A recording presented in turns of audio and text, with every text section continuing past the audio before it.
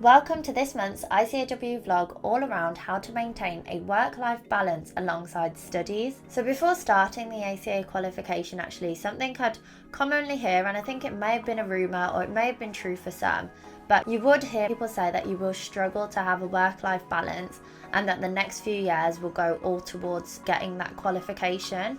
So my personal experience is that this really wasn't the case.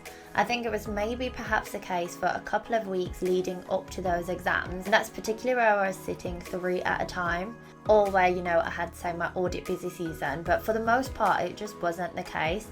I do still feel like I managed to do a lot of the things that I still want to do. So I would really actually pinpoint this down to about a few reasons. And the first is because I really made sure to always make a plan. I think when it comes down to it, the number one tip I would give anyone who is going to undertake the studying to become a chartered accountant and balance their work life would be to schedule time that you're going to study and to remove things from your life that you don't need or want to do.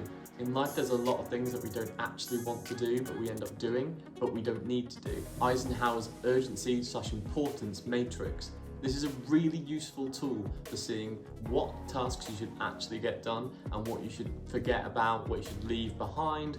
So the way to see it is something that is important and urgent must be done straight away. If something is not urgent but is important, or something that you really enjoy doing, which is important to you, for instance, that would be like tennis for me, then you should schedule it so that you have a certain time in your diary on a certain day where you will be doing that thing. This is the best way to ensure that you get things done. Biggest factor and the biggest tip that I'll give, and what really worked, is just taking days of annual leave to actually revise.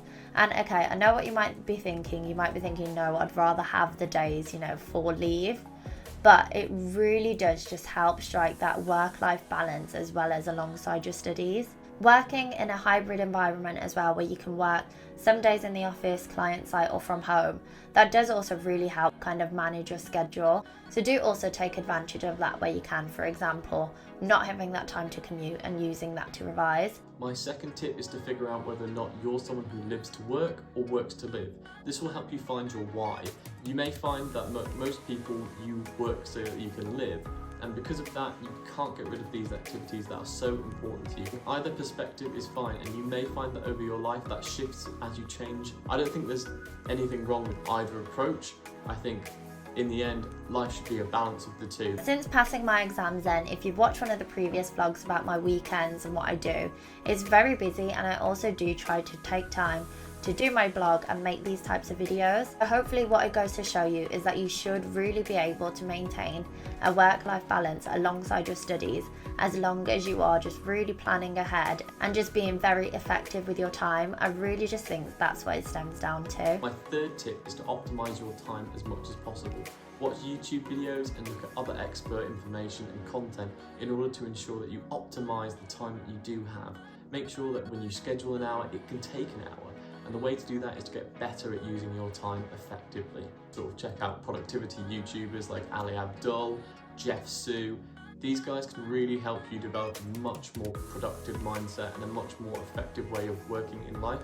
There are also productivity tools that you can use, and I think those YouTubers talk about them quite a lot as well. And maybe I'll cover them in my YouTube videos as well. When it comes to maximizing your time as well, look for optimization tips, including the productivity tips I've mentioned before.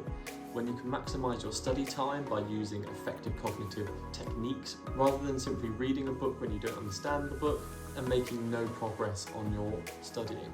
Instead, use the kind of techniques which have proven to improve retention, to improve understanding. The Feynman technique comes to mind, but I've also heard that repetition is actually the best way to learn, according to many studies. Everyone has their own way of learning, and you need to learn your own way of learning in order to optimize that study time. So I hope you found this video helpful and have at least a few tips to take away from this video. Thank you for watching.